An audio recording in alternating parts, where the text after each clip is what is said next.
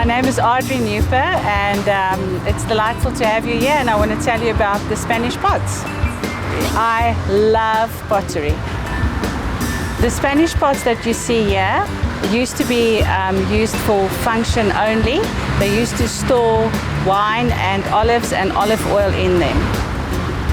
In the time when these pots were made about 100 years ago, according to my research in Andalusia, it was the men that made the pots, and the father would teach the son, and so it would be passed down generations, and it was completely a family business.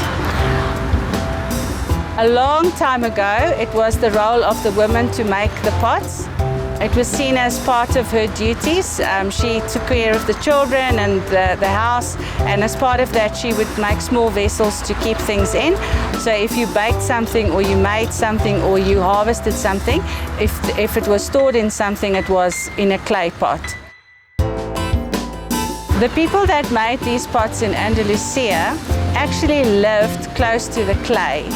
So just like the cities, the major cities in the world are built around rivers, the little places that the pots were made was actually built around the places where the clay was found.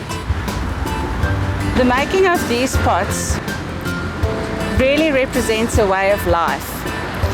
These people lived and breathed the making of pots because the pots was used to store what they made.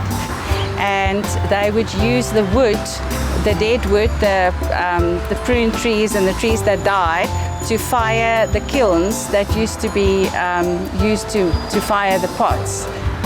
The markings on the Spanish pots have a lot of significance. Just as you find a stamp from, say, Nederburg or whatever winery, you find a marking on these Spanish pots. Now, they indicate different things, like the maker of the pot. You could put a signature on it.